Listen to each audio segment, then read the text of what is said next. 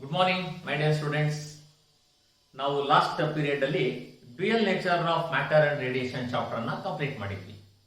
ಇವತ್ತು ಇನ್ನೂ ಒಂದು ಇಂಪಾರ್ಟೆಂಟ್ ಚಾಪ್ಟರ್ ಗೆ ಮೂವ್ ಆಗೋಣ ನಾವು. ದಟ್ ಈಸ್ ಆಟಮ್ಸ್ ಚಾಪ್ಟರ್ ಅನ್ನ ನಾವು ಸ್ಟಡಿ ಮಾಡೋಣ. ಆಟಮ್ಸ್ ಚಾಪ್ಟರ್ ನಮಗೆ ಬಹಳ ಈಸಿ ಇರ್ತಕ್ಕಂಥ ಚಾಪ್ಟರ್. ಒಂದು ಸಲ ಓದಿದ್ರೆ ಆರಾಮಾಗಿ ಅಟೆಂಡ್ ಮಾಡುವಂತ ಚಾಪ್ಟರ್. ಒಂದು 3-4 ಮೈನ್ ಫಾರ್ಮುಲಾಗಳು ಬರುತ್ತೆ, ಬಿಟ್ರೆ ಉಳಿದಿದ್ದೆಲ್ಲ ಕಾನ್ಸೆಪ್ಟ್ ಓರಿಯೆಂಟೆಡ್ ಕ್ವಶನ್ಸ್ ಇರುತ್ತೆ ನಮಗೆ. ಈಗ ಆಟಮ್ಸ್ ಅಲ್ಲಿ ನಾವು ಬೇಸಿಕಲಿ ರುದರ್ಫೋರ್ಡ್ಸ್ ಆಲ್ಫಾ ಸ್ಕ್ಯಾಟರಿಂಗ್ ಎಕ್ಸ್ಪೆರಿಮೆಂಟ್ ಅಥವಾ ಗೀಗರ್ ಮಾರ್ಸ್ಟನ್ ಎಕ್ಸ್ಪೆರಿಮೆಂಟ್ ಅಂತ ಓದ್ಕೊಂಡು ಬಂದ್ವಿ. ಈ ರುದರ್ಫೋರ್ಡ್ ಆಲ್ಫಾ ಸ್ಕ್ಯಾಟರಿಂಗ್ ಎಕ್ಸ್ಪೆರಿಮೆಂಟ್ ಅಂತ ಬಂದಾಗ that is alpha scattering experiment. Alpha scattering experiment, no that alpha scattering experiment ಅಲ್ಲಿ ನಾವು ಒಂದು ಲೆಡ್ ಕ್ಯಾವಿಟಿಯನ್ನ ಇಟ್ಕೊಂಡು ಅಲ್ವಾ, ಸೊ ಈ ಲೆಡ್ ಕ್ಯಾವಿಟಿಯಲ್ಲಿ ಒಂದು ರೇಡಿಯೋ ಆಕ್ಟಿವ್ ಸೋರ್ಸ್ ಅನ್ನ ಪ್ಲೇಸ್ ಮಾಡಿದ್ವಿ. ಸೊ ಇದನ್ನ ಒಂದು ಕೊಲಿಮೀಟರ್ ಮೂಲಕ ನಾವು ಪಾಸ್ ಮಾಡಿ ಆಮೇಲೆ ಅದನ್ನ ಒಂದು ಥಿನ್ ಗೋಲ್ಡ್ ಫಾಯಿಲ್, ಈ ಥಿನ್ ಗೋಲ್ಡ್ ಫಾಯಿಲ್ ಆದ ತಕ್ಷಣ ಒಂದು ಜಿಂಕ್ ಸಲ್ಫೈಡ್ ಸ್ಕ್ರೀನ್ ಅನ್ನ ಪ್ಲೇಸ್ ಮಾಡಿದ್ವಿ. ಇಲ್ಲಿ some of the alpha particles reflected, ಕೆಲವೊಂದು most of the alpha particles are directly hit the zinc sulphide screen. This is zinc sulphide screen. very few alpha particles are retraces the original path. ಅಂದ್ರೆ ಇಲ್ಲಿ ಯಾವಾಗ ಜಾಸ್ತಿ ಇರುತ್ತೆ ನಮಗೆ ಈ particles ಏನ್ hit the zinc sulphide screen ಇದೆಯಲ್ಲ, 0 degree ಇದ್ದಾಗ ಮ್ಯಾಕ್ಸಿಮಮ್ ಇರುತ್ತೆ ನಮಗೆ ಹೆಡ್ ಆನ್ ಕೊಲಿಷನ್. 180 ಡಿಗ್ರಿ ಇದ್ದಾಗ ನಮಗೆ ಮಿನಿಮಮ್ ಇರುತ್ತೆ number of scattering alpha particles. Alpha scattering ಏನಿರುತ್ತಲ್ಲ, ನಮಗೆ ಆಂಗಲ್ ಜಾಸ್ತಿ ಆಗ್ತಾ ಹೋದಂಗೆಲ್ಲ ನಂಬರ್ ಆಫ್ ಪಾರ್ಟಿಕಲ್ಸ್ ಏನಾಗ್ತಾ ಬರುತ್ತೆ, ಕಡಿಮೆ ಆಗ್ತಾ ಬಂದಿತ್ತು. ಅದನ್ನ ನೆನ್ಪಿಡ್ಕೋಬೇಕು ಇಲ್ಲಿ ಮೇಜರ್ ಆಗಿ ನಾವು. ಇನ್ನು ಲೇಟರ್ ಇದಾದ್ಮೇಲೆ ನಾವು ಇಲ್ಲಿ ಒಂದು ಇಂಪ್ಯಾಕ್ಟ್ ಪ್ಯಾರಾಮೀಟರ್ ಅನ್ನೋದನ್ನ ಒಂದು ಡಿಫೈನ್ ಮಾಡಿದ್ವಿ ನಾವು. ಸೊ ಇಂಪ್ಯಾಕ್ಟ್ ಪ್ಯಾರಾಮೀಟರ್ ಅಂತಂದ್ರೆ ಇಲ್ಲಿ ಯಾವುದೋ ಒಂದು ನಮಗೆ ಟಾರ್ಗೆಟ್ ನ್ಯೂಕ್ಲಿಯಸ್ ಇದೆ ಅಂತಂದ್ರೆ ಇದು ಒಂದು ರೆಫರೆನ್ಸ್ ಲೈನ್ ಅಂತ ಇಟ್ಕೊಳ್ಳಿ. ಇಲ್ಲಿ if an alpha particle is moving towards this nucleus, when it comes near the nucleus, it may bend like this. ಈ ರೀತಿ ಬೆಂಡ್ ಆಗಬಹುದು. ಇಲ್ಲಿಂದ ಇಲ್ಲಿಗೆ ಇರ್ತಕ್ಕಂಥ ಪರ್ಪೆಂಡಿಕ್ಯುಲರ್ ಡಿಸ್ಟೆನ್ಸ್ ಏನಿದೆಯಲ್ಲ, the perpendicular distance of the initial velocity vector of the alpha particle from the centre of the nucleus is called impact parameter. That is impact parameter ಅಂತ ಕರೆದಿದ್ವಿ ನಾವು.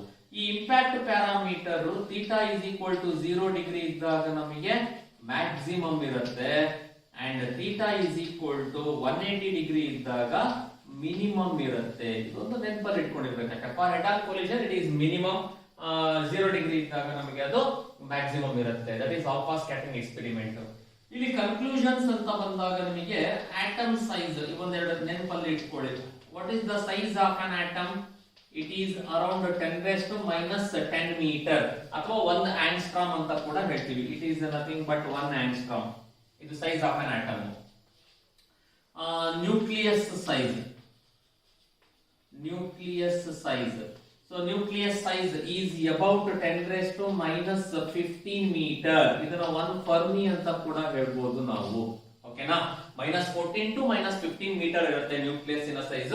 ನಾವು ಯಾವಾಗಲೂ ರಫ್ ವ್ಯಾಲ್ಯೂ ತಗೊಳ್ಳೋದು the size of nucleus is about 10⁻⁻15 metre. ಅಂದ್ರೆ ಆಟಮಿನ size ಗಿಂತ nucleus size ಬಹಳ ಕಡಿಮೆ ಇದೆ ಅಂತ ಅರ್ಥ ಇಲ್ಲಿ. ಇನ್ನು ಇದಾದ್ಮೇಲೆ the necessary centripetal force for an electron revolving around the nucleus is provided by electrostatic force of attraction. ಅದೆಲ್ಲ ಗೊತ್ತು ನಮಗೆ. So distance of closest approach,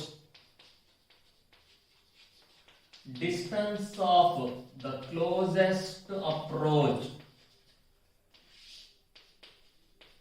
ಈ ಡಿಸ್ಟೆನ್ಸ್ ಆಫ್ ಕ್ಲೋಸೆಸ್ಟ್ ಅಪ್ರೋಚ್ ಅಂತಂದ್ರೆ ಇದು ಯಾವುದೋ ಒಂದು ನಮಗೆ for example nucleus, target nucleus ಇದೆ ಅಂತ ಇಟ್ಕೊಳ್ಳಿ. This is ZE. ಇಲ್ಲೆಲ್ಲೋ ಒಂದು ಆಲ್ಫಾ ಪಾರ್ಟಿಕಲ್ ಇದೆ. ಆಲ್ಫಾ ಪಾರ್ಟಿಕಲ್ ಅಂದ್ರೆ ಏನು? 2He4.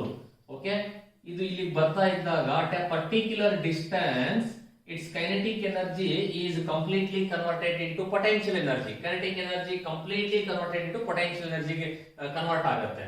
ಅದನ್ನೇ ನಾವು ಏನಂತ ಕರಿತೀವಿ? ಇದು ಕೈನೆಟಿಕ್ ಎನರ್ಜಿ ಅಪ್ಪ. So kinetic energy, potential energy ಅಂದ್ರೆ ಏನು? 1/4πε0 into Q1 Q2. Q1 ಅಂದ್ರೆ ZE. ದಿಸ್ ಈಸ್ 2E ಆಗುತ್ತಲ್ವಾ, ಹೀಲಿಯಂ ಇಂದು. ಅಲ್ಲಿಗೆ 2e square 2ze square 2ze square divided by ಅವೆರಡರ ನಡುವೆ ಇರತಕ್ಕಂತ distance closest approach, distance of closest approach r0 ಅಂತ ತಗೊಳ್ತೀನಿ ನಾನು. ಹೈಡ್ರೋಜನ್ ಆಟಮ್ ಬಂದಾಗ z is equal to 1 ತಗೋಬೇಕು ನಾವು. For hydrogen atom z is equal to 1 ತಗೊಂಡು r0 ಗೆ value ಬರೆಯೋದಾದ್ರೆ 1 by 4 pi epsilon naught into 2e square divided by kinetic energy cross multiply ಮಾಡ್ಕೊಂಡು ಇಟ್ಕೊಂತೀನಿ. So this is the distance of closest approach. ಇದರ value ಎಷ್ಟಿರುತ್ತೆ ಹಾಗಾದ್ರೆ? The distance of closest approach is about 4 into 10 raised to minus 14 meter, 5.5 mega electron volt of kinetic energy ಇದ್ದಾಗ at a value of the kinetic energy 5.5 mega electron volt of kinetic energy ಇದ್ದಾಗ the distance of closest approach is about 4 into 10 raised to minus 14 meter ಇರುತ್ತೆ. ಓಕೆನಾ? So ಇದು ಒಂದನ್ನ ನೆನಪಲ್ಲಿ ಇಟ್ಕೋಬೇಕು ನೀವು concept. ಇದಾದ ಮೇಲೆ ನಮಗೆ ರುದರ್ಫೋರ್ಡ್ಸ್ ಆಟಮ್ ಮಾಡೆಲ್ ನ ಡ್ರಾಬ್ಯಾಕ್ ಅನ್ನ ನೋಡಿದ್ವಿ ನಾವು. It fails to explain the stability of atom, it fails to explain the 5 structure of the spectral lines. ಓಕೆನಾ? ಲೇಟರ್ ಇದು ಮುಂದೆ ಬಂದಾಗ ಒಂದು ಡಿರೈವೇಶನ್ ನ ಮಾಡಿದ್ರೆ expression for energy of an electron in terms of orbit radius ಏನ್ ಬರುತ್ತೆ ಅಂತ. ಈಗ ನಾನು ಅದನ್ನ ಬಿಟ್ಟು ಡೈರೆಕ್ಟ್ ಆಗಿ ಬಾರ್ಸ್ ಪಾಸ್ಟೇಟ್ ಹೋಗ್ತೀನಿ, ಬಿಕಾಸ್ ಅಲ್ಲೇ ನಮಗೆ ಎಕ್ಸ್ಪ್ರೆಷನ್ ಸಿಕ್ಬಿಡುತ್ತೆ. ಸೊ ಬಾರ್ಸ್ ಆಟಮ್ ಮಾಡೆಲ್ ನೋಡಿ. ಬಾರ್ಸ್ ಆಟಮ್ ಮಾಡೆಲ್ ಅಲ್ಲಿ ನಮಗೆ 3 ಇಂಪಾರ್ಟೆಂಟ್ ಕಾನ್ಸೆಪ್ಟ್ ಅನ್ನ ಹೇಳಿದ್ದಾರೆ ನಮಗೆ ಬಾರ್ಸ್ ಆಟಮ್ ಮಾಡೆಲ್ ಅಲ್ಲಿ. ದಟ್ ಈಸ್ ಒಂದು stationary orbits. In an atom, there are some particular orbits in which electron does not emit energy, and those orbits are called stationary orbits, non-radiating orbits anta karitivi ನಾವು. The second one is quantum condition. Quantum condition, that is Bohr's quantum condition ಅಂತ ಕೂಡ ನಾವು ಹೇಳ್ತೀವಿ. ಏನ್ ಹೇಳಿದ್ರು bars quantum condition? L is equal to nh divided by 2 pi, the moment of orbital momentum ಅಥವಾ the angular momentum. Okay na? The orbital angular momentum is an integral multiple of h by 2 pi. That is the Bohr's quantum condition, where orbital angular momentum is nothing but what? mvr. mvr is equal to nh divided by 2 pi, where n is the quantum number. ಇದು ಕೂಡ ನಮಗೆ one of the very important postulate ಆಗಿತ್ತು. ಇದಾದ್ಮೇಲೆ ನಮಗೆ electron transition ಬಗ್ಗೆ ಓದಿದ್ವಿ. Electron transition. So electron transition ಅಂದ್ರೆ electron emits energy only when they jump from stationary orbit of higher energy level to stationary orbit of lower energy level. So that is, if hnu is the energy which is given by E2 minus E1. ನೋಡಿ ನೆನಪಿಟ್ಕೋಬೇಕು. ಈಗ next ಎಲ್ಲಾದ್ರೂ energy ಕಂಡುಹಿಡ್ಕೋಬೇಕು. E2 ಅಂದ್ರೆ higher orbit to lower orbit ಮತ್ತೆ. ಓಕೆನಾ? ಇದು higher orbit, ಇದು lower orbit. ಮತ್ತೆ ಯಾವಾಗ್ಲೂ ಸೆಕೆಂಡ್ ಇಂದ ಫಸ್ಟ್ ಅಂತ ಅರ್ಥ ಅಲ್ಲ. ಓಕೆನಾ? ಇದು ಇನಿಷಿಯಲ್ ಆರ್ಬಿಟ್, ಇದು ಫೈನಲ್ ಆರ್ಬಿಟ್. ಹಿಂಗೂ ಬೇಕಾದ್ರೆ ಬರ್ಕೋಬಹುದು. That is E initial minus E final, where E ಅಂದ್ರೆ ಹೆಚ್ ನ್ಯೂ. ಇದು ಮೂರನ್ನ ಯೂಸ್ ಮಾಡಿಕೊಂಡು ನಾವು ಬಹಳ ಇಂಪಾರ್ಟೆಂಟ್ ಡಿರೈವೇಶನ್ಸ್ ಅನ್ನ ಮಾಡ್ತಾ ಬಂದ್ವಿ ನಾವು. ಸೊ ಅದರಲ್ಲಿ ಒಂದನೇದು important, radius of an orbit in which electron is revolving in the hydrogen atom. So ಅದಕ್ಕೆ ನಾವು ಒಂದು ಡಿರೈವೇಶನ್ ಅನ್ನ ಮಾಡಿದಾಗ you will get r is equal to n square h square epsilon naught divided by pi m z d square. ನಾನು z ಅನ್ನ carry ಮಾಡ್ತೀನಿ. ಯಾಕೆ? Entrance exam ಅಲ್ಲಿ ನಮಗೆ ಯಾವಾಗಲೂ ಹೈಡ್ರೋಜನ್ ಕೊಡಲ್ಲ, ರೇಷಿಯೋ ಕೇಳ್ತಾರಪ್ಪ. ಹೈಡ್ರೋಜನ್ ಹೀಲಿಯಂಗೆ, ಹೈಡ್ರೋಜನ್ ಲಿಥಿಯಂಗೆ, ಮತ್ತೆ ಆಗ ನನಗೆ ಅಟಾಮಿಕ್ ನಂಬರ್ ಬೇಕಾಗುತ್ತೆ. So you must remember this formula in terms of z only. N square h square epsilon naught divided by pi m z d square for first orbit of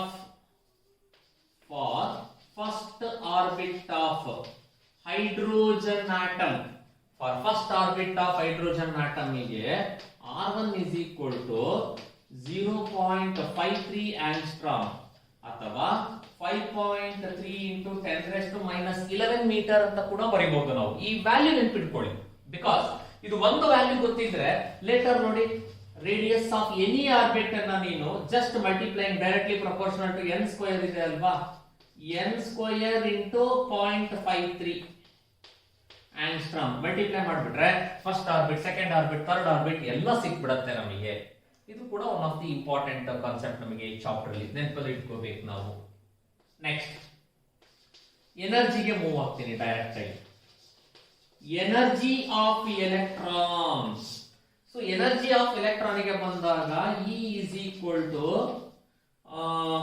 minus mz square e to the power 4 divided by 8n square h square epsilon naught square. This is the expression for total energy of electron in any atom. ನಾನು hydrogen atom ತಗೊಂಡಿಲ್ಲ, Z ತಗೊಂಡಿರೋದ್ರಿಂದ any atom. Observe ಮಾಡಿ, ಇಲ್ಲಿ radius is directly proportional to n square ಇದೆ, but ಇಲ್ಲಿ energy is inversely proportional to n square ಇದೆ.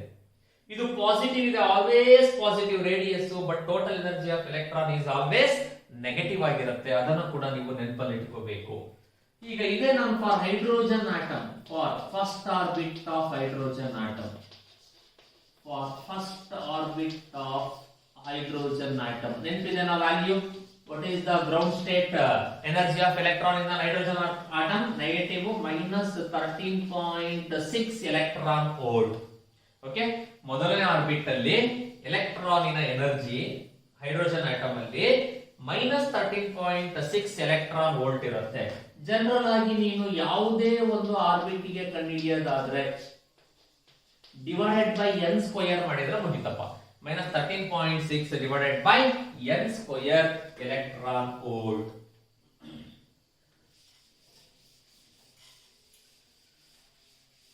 So later ಇದಾದ ಮೇಲೆ ಮತ್ತೆ ನಮಗೆ ಇಂಪಾರ್ಟೆಂಟ್ ವೇವ್ ಲೆಂತ್ ಗೆ ಒಂದು ಎಕ್ಸ್ಪ್ರೆಷನ್ ಬೇಕು ನಮಗೆ. ಸೊ ವೇವ್ ಲೆಂತ್ ಗೆ ನಾನು ಎಕ್ಸ್ಪ್ರೆಷನ್ ಅನ್ನ ಬರ್ಕೊಳ್ಳೋಣ. ದಟ್ ಈಸ್ ವೇವ್ ಲೆಂತ್ ಬರ್ಕೊಂಡ್ರೆ ಫ್ರೀಕ್ವೆನ್ಸಿ ಬರ್ಕೊಂಡಂಗೆ ಒಂದ್ ಎರಡಲ್ಲಿ ಒಂದು ಕಂಡಿದ್ರೆ ಸಾಕಲ್ಲ.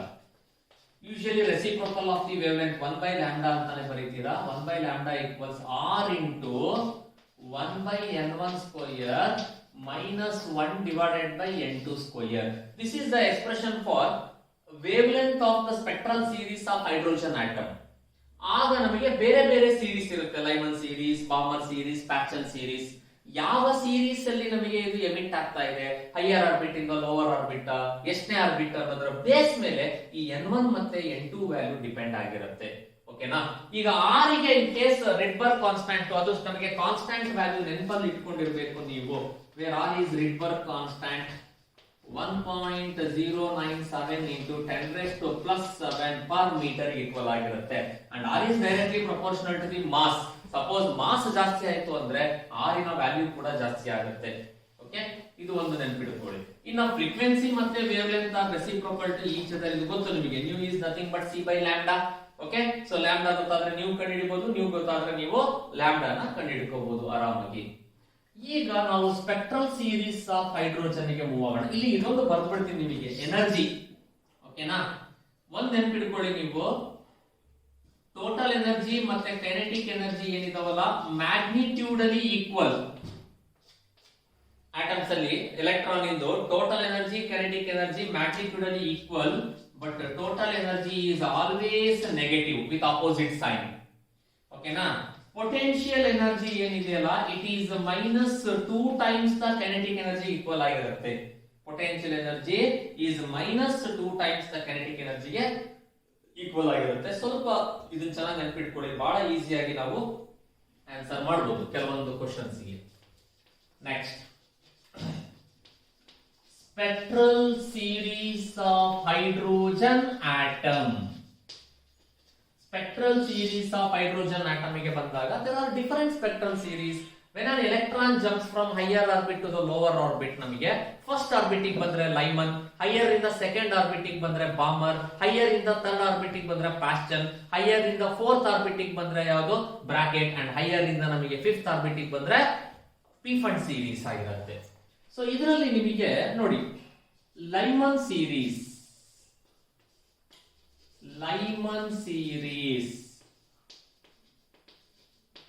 ಈಗ ಲೈಮನ್ ಸೀರೀಸ್ ಅಂದ್ರೆ ಹೈಯರ್ ಆರ್ಬಿಟ್ ಇಂದ ಫಸ್ಟ್ ಆರ್ಬಿಟ್ ಗೆ ಬರೋದಪ್ಪ. ಅಂದ್ರೆ ಫಾರ್ ಲೈಮನ್ ಸೀರೀಸ್ ಗೆ n1 ಏನಿದೆಯಲ್ಲ ಇಟ್ ಈಸ್ ಆಲ್ವೇಸ್ 1 ಈಕ್ವಲ್ ಆಗಿರುತ್ತೆ, n2 ಏನಿದೆಯಲ್ಲ it start from 2 3 4 5 etcetera up to infinity. ಈಗ ಲೈಮನ್ ಸೀರೀಸಿನ ಲಾಂಗೆಸ್ಟ್ ವೇವ್ ಲೆಂತ್ ಗೆ ನೀವು ಫಾರ್ಮುಲಾ ಸಬ್ಸ್ಟಿಟ್ಯೂಟ್ ಮಾಡೋದಾದ್ರೆ 1 by lambda is equal to r into 1 by 1 square minus 1 by 2 square. ಓಕೆನಾ? 4 ಆಯ್ತು ಅಲ್ಲಿಗೆ. ಇದು ನಿಮಗೆ 4 minus 1 is 3, it is 3r divided by 4 ಆಗುತ್ತೆ. Therefore longest wavelength is 4 divided by 3r. ಓಕೆನಾ? And shortest wavelength of the Lyman series ಆದ್ರೆ 1 by lambda is equal to r into 1 by n1 1 ಇರುತ್ತೆ, but n2 ಜಾಗದಲ್ಲಿ infinity ತಗೋಬೇಕಪ್ಪ. Anything by infinity is 0, 1 ಉಳಿತು, it is simply r ಆಯ್ತು. therefore shortest ಅಂದ್ರೆ lambda infinity ಇದ್ದಂಗೆ, nothing but it is 1 divided by r equal ಆಗಿರುತ್ತೆ. that is the Lyman series.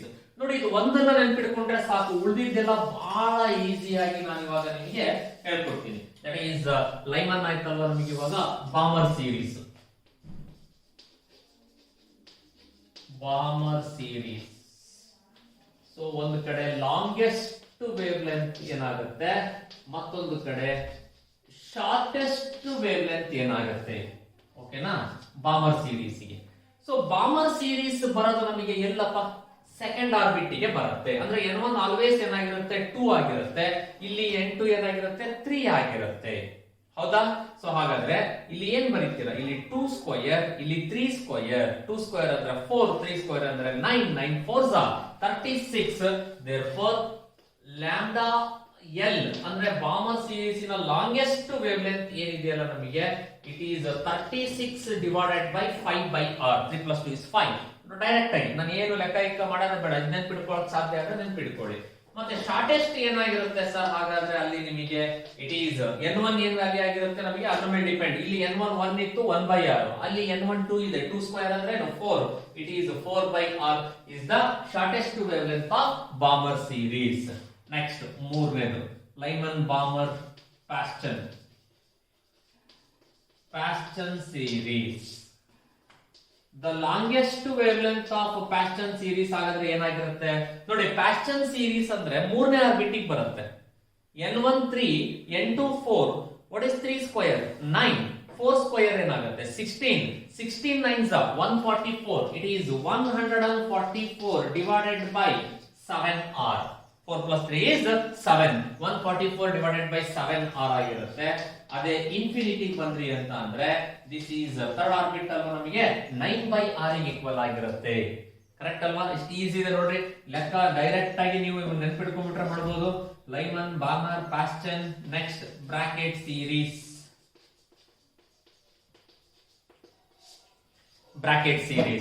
So Brackett series ಹಾಗಾದ್ರೆ next ಏನಕ್ಕೆ equal ಆಗಿರುತ್ತೆ, ಇದು ನಮಗೆ ಫೋರ್ತ್ ಆರ್ಬಿಟ್ ಗೆ ಬರೋಂತದ್ದು. n1 4, ಇಲ್ಲಿ n2 ಏನಾಗುತ್ತೆ 5 ಆಗುತ್ತೆ. Okay, that is 4 square 16, 5 square 25, 25 16 is 400. It is 400 divided by 5 plus 4 is 9, 400 by 9r ಆಗಿರುತ್ತೆ longest wave length. Shortest wave length ಏನಾಗಿರುತ್ತೆ 16 by r. ಇದು 2 ಸ್ಕ್ವೇರ್ 3 ಸ್ಕ್ವೇರ್ 4 ಸ್ಕ್ವೇರ್ ಅದೇ ತರ ಕಂಟಿನ್ಯೂಷನ್ ಆಗ್ತಾ ಹೋಗುತ್ತೆ, ಬಹಳ ಈಸಿ ಲೆಕ್ಕ. Next fifth one, P fund series R simply fund series ಅಂತ ಬಂದ್ವಿ ಅಂದ್ರೆ ದ ಲಾಂಗೆಸ್ಟ್ ವೇವ್ ಲೆಂತ್ ಏನು, ಇದು 5ನೇ ಆರ್ಬಿಟ್ ಬರುತ್ತಪ್ಪ. ಅಂದ್ರೆ ಲಾಂಗೆಸ್ಟ್ n2 ಜಾಗದಲ್ಲಿ 6 ಇರುತ್ತೆ, n1 5 ಇರುತ್ತೆ. 5 ಸ್ಕ್ವೇರ್ ಅಂದ್ರೆ 25, ಇದು 6 ಸ್ಕ್ವೇರ್ ಅಂದ್ರೆ 36, 36 into 25 ಮಾಡಿ 900 ಆಯ್ತು. It is 900 divided by 11r longest wave length. Shortest wave length ಬಂದ್ರೆ 25 divided by r. ಸಾಧ್ಯ ಆದ್ರೆ ಮಕ್ಕಳ ಇದನ್ನ ನೆನಪಲ್ಲಿ ಇಟ್ಕೊಳ್ಳಿ. ಇದನ್ನು ಬೇಕಾದ್ರೆ last Lyman ಬರ್ಕೊಂಡ್ಬಿಡ್ರಿ.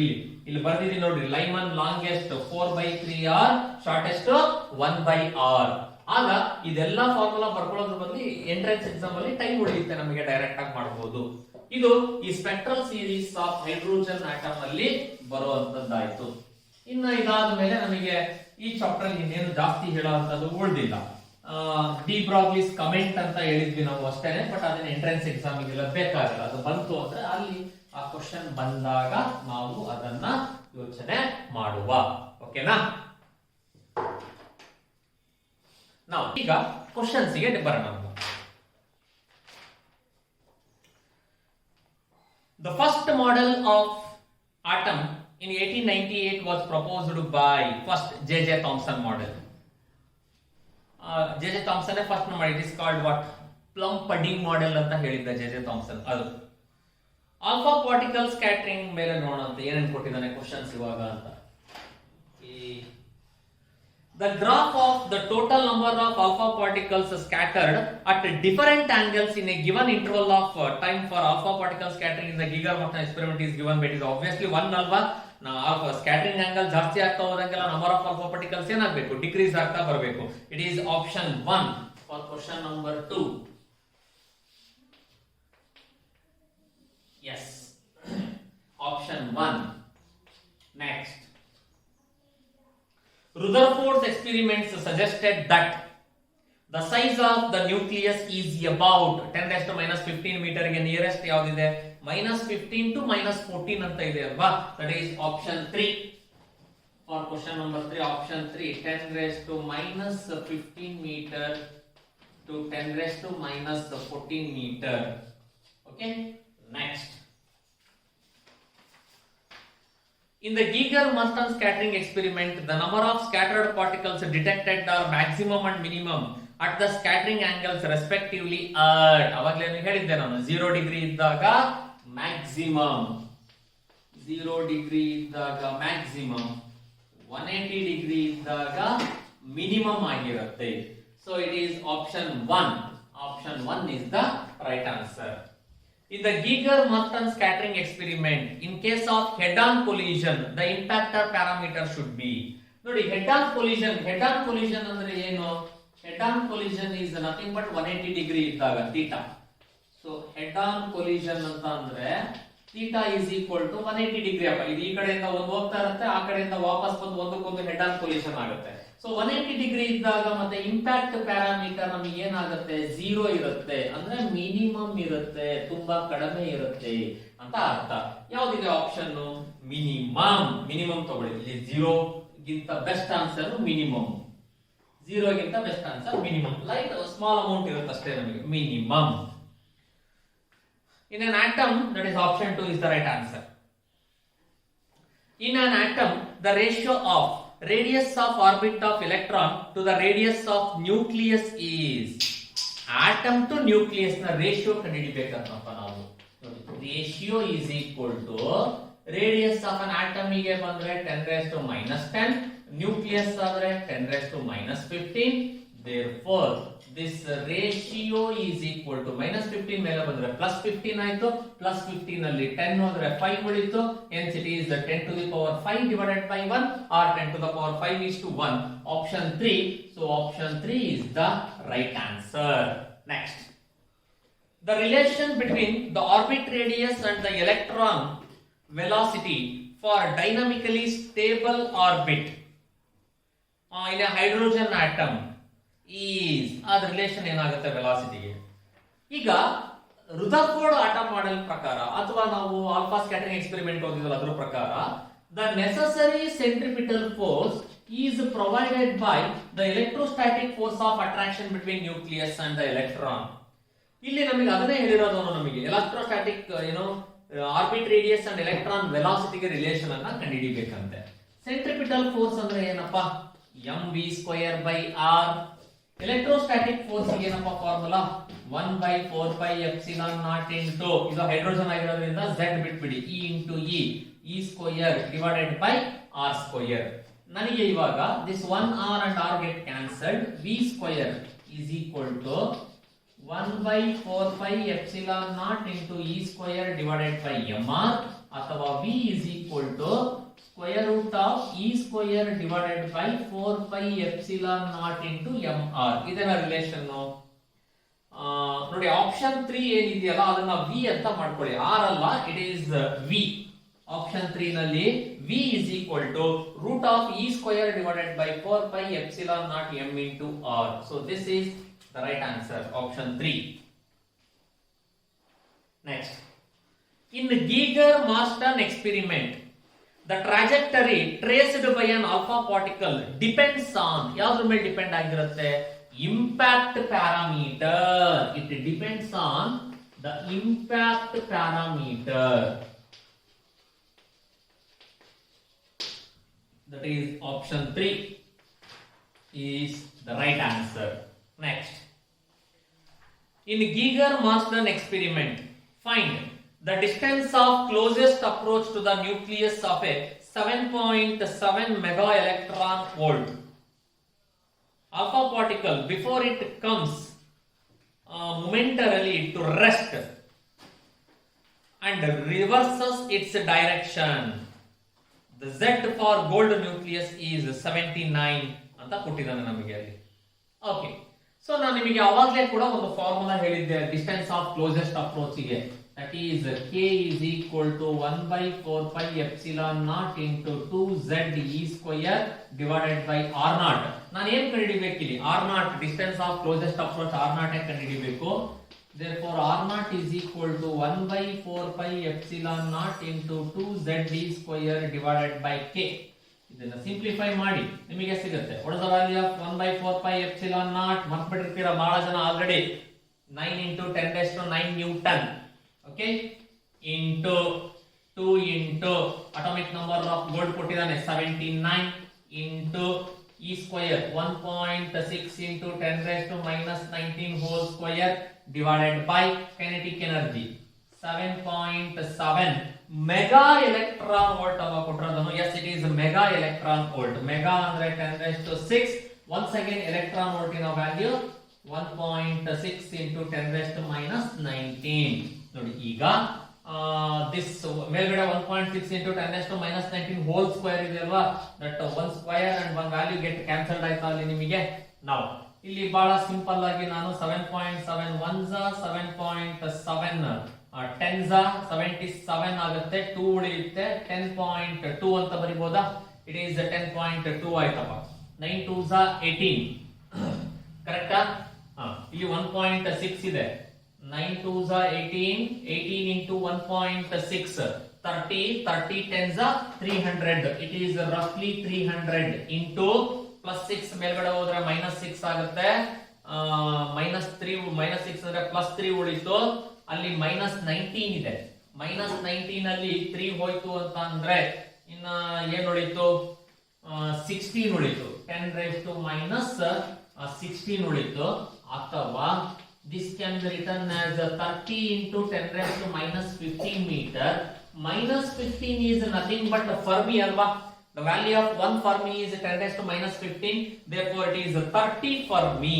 Option 3 for question number 9. Option 3 is the right answer. Is an option no? Yes. Option 3 is the right answer. Next. The relationship between kinetic energy and potential energy of electron moving in an orbit around the nucleus is. Potential energy ಗೂ kinetic energy ಗೂ ನಾನು ಈಗಿನೂ ಹೇಳಿದ್ದೆ, ನೆನಪಿಟ್ಕೊಳ್ಳಿ, ಬಹಳ easy exam ಅಲ್ಲಿ ಅಂತ. If potential ಎನರ್ಜಿನ you ಇಂದ represent ಮಾಡಿ, kinetic energy ಅನ್ನ k ಇಂದ ರೆಪ್ರೆಸೆಂಟ್ ಮಾಡಿದ್ರೆ u is equal to minus 2k. Potential energy is equal to minus 2 times the kinetic energy ಅಲ್ವಾ? ಸೊ ಹಾಗಾದ್ರೆ ಯಾವ option? It is option 2 for question number 10. Option 2 is the right answer. Next. The volume occupied by an atom is greater the volume of the nucleus by a factor of about. ಅಂದ್ರೆ ಈಗ volume of atom to the volume of nucleus ನ ಬರ್ಕೊಂಡು find out ಮಾಡಬೇಕು ನಾವು. So volume of an atom divided by volume of nucleus is equal to 4 by 3 pi radius of an atom r cube. ಇದು ಕೂಡ 4 by 3 pi radius of the nucleus. 4 by 3 r cube, 4 by 3 r cube. 4 by 3 pi, 4 by 3 pi get cancelled.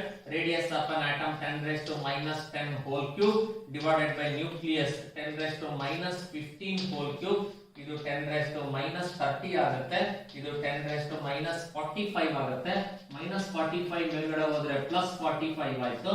hence it is 10 raised to 15 divided by 1. ಇದನ್ನ option ಅಥವಾ 10 raised to 15. yes, it is option 4. option 4 is the right answer. Option 4 is the right answer.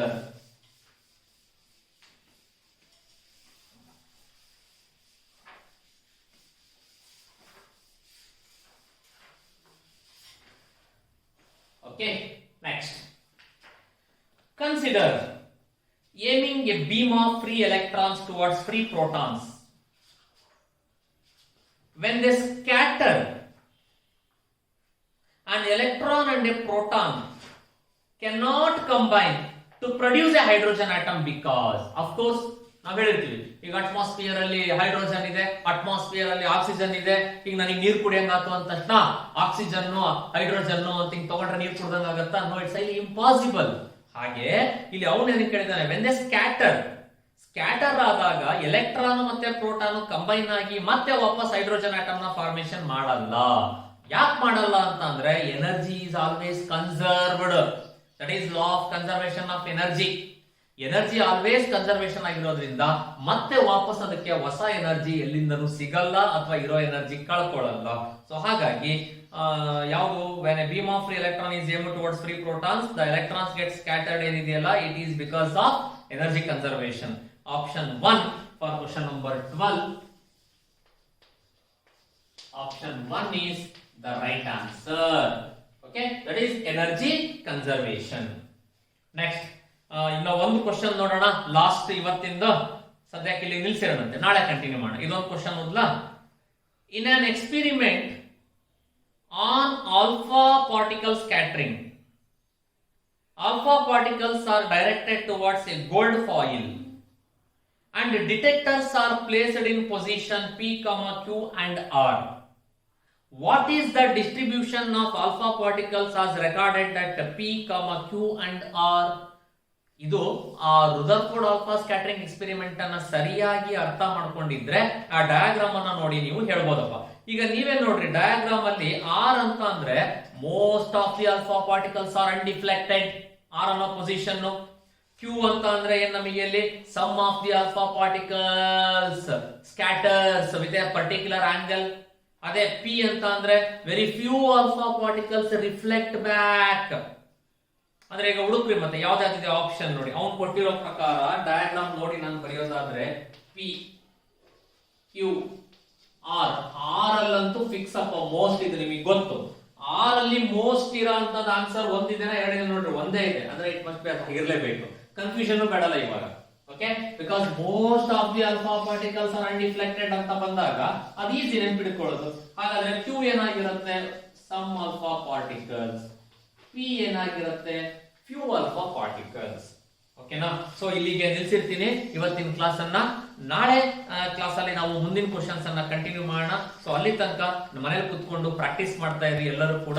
So next week ಅಲ್ಲಿ ಸಾಧ್ಯ ಆದ್ರೆ ನಾವು ಒಂದು ದಿನ ನಿಮ್ ಜೊತೆ ಲೈವ್ ಬಂದು ಮಾತಾಡ್ತೀವಿ. ನಿಮ್ಮ ಕಷ್ಟಗಳೇನು, ನಿಮಗೆ ಏನ್ ತೊಂದರೆ ಆಗ್ತಾ ಇದೆ ಅಂತ ವಿ ಕ್ಯಾನ್ ಅಂಡರ್ಸ್ಟ್ಯಾಂಡ್.